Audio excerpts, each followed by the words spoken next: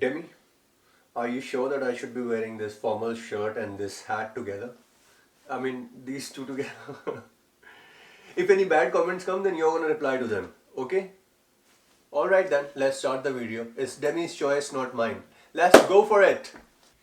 Hello everyone, I am Jake. Welcome to my channel, and the topic for today's video is the proof of funds when you apply for visa for Canada. Now what are these funds, how much is required, why they are required, and what is this whole concept of 6 months of bank statement. So we will take this topic head on and clear all the doubts and the questions and all the misconceptions related to this topic. So before we even start the discussion on what all can be used as proof of fund and all the other concepts, let's get the clarity on what are these funds. It's basically a settlement fund which the government of Canada wants you to have in your account when you come to Canada as a new immigrant, because initially, let's say for 1 month or 2 months or maybe even 3 months, if you don't get a job and you don't have a salary, you will still need money to survive, to pay for your rent, to pay for your food bills, your traveling expenses and whatnot. So the government of Canada does not want you to have any bad experience in this country, and that's why they want you to have this safety net of this settlement fund till you get the job and you start earning your salary in this country.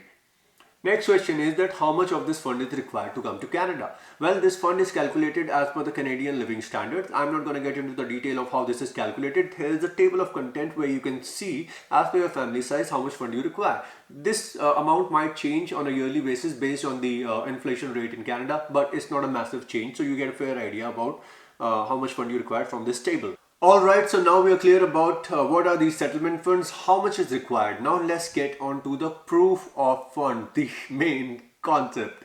What all you can use as the proof to show that you have those funds in your account which you can use when you come to Canada. Now I will talk about the list of proof of funds that is accepted by IRCC for the purpose of visa to Canada. Let's start it. Starting with the number 1. Funds in your saving account or current account, or the funds which could be immediately liquidated as balance in your saving or current account. Next, fixed deposit or recurring deposit. But make sure you attach a letter of explanation that these FD or RD can be liquidated immediately as and when you need them. Number 3, Provident Fund or EPF, Employee Provident Fund, but not PPF, the Public Provident Fund, because Public Provident Fund cannot be liquidated entirely and it's going to take a long time to liquidate it. But yes, you can easily use Provident Fund and EPF as your proof of fund. Make sure that you attach a letter of explanation with EPF that you are leaving this job and moving to Canada, and the EPF can be liquidated with the permission and approval of your employer. Make sure that the letter is on the company letterhead, attested and stamped by your employer. In case of Provident Fund, you would need the Provident Fund balance statement and the Provident Fund account statement, also attested and stamped by the Commissioner of the Provident Fund office of your region. Number 3, funds available in the joint account with your spouse or common law partner accompanying you to Canada. Always remember that the joint account has to be with your spouse or common law partner who are coming to Canada with you, not with a friend or relative who are going to be in India.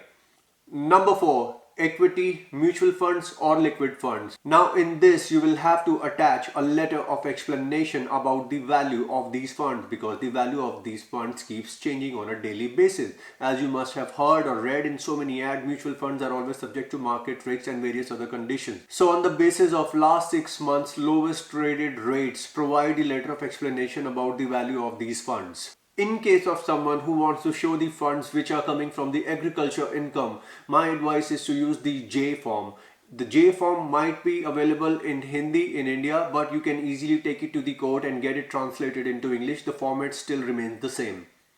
Another important document that can be shown as a proof of fund is the gift deed. What is the gift deed? Basically the amount of money or funds which are given to you as a form of gift to support you in Canada from your parents, your brother or sister, your siblings, your friends or relatives, anyone, as long as the gift deed is irrevocable, which means that you don't have to pay that money back. It is not a loan. The money is a gift to you and it belongs to you now for your use. For the purpose of gift deed, how you can formulate it, I have put the sample gift deed which I used when I came to Canada. You can see it in the description below. Now let's talk about a confusion which people have about showing other things as proof of funds. Like they always have this question that can I show my house, can I show my car, can I show my jewelry or other belongings as proof of fund? No, you can't. But if you liquidate them, if you sell your house, if you sell your car, if you sell the jewelry and show that value in your account as a balance, then yes, you can use them as the proof of funds. Alright, so now we're clear about what all can be used as proof of funds and what can't be used as proof of funds. So let's talk about what is this concept of 6 months bank statement.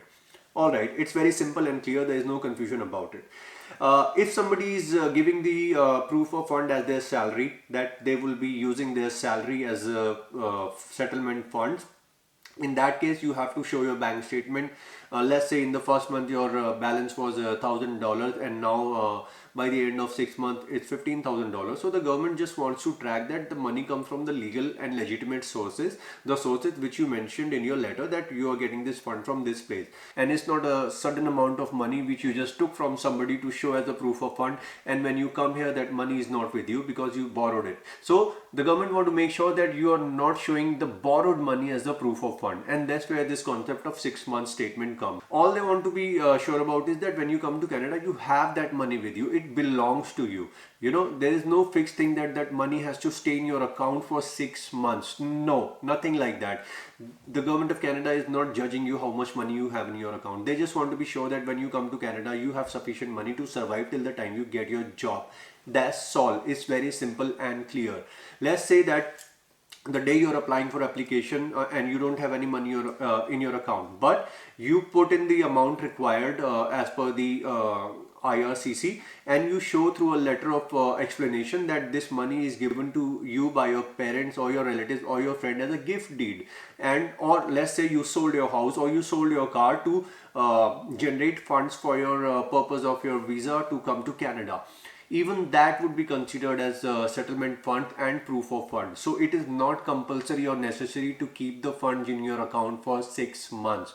All you need to do is the letter of explanation or an affidavit or a gift deed document, just to prove that these funds belong to you and it is not a borrowed money.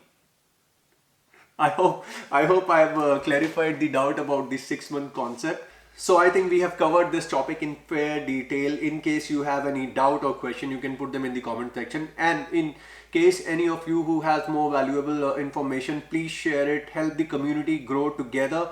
And let's keep rolling. See you next time.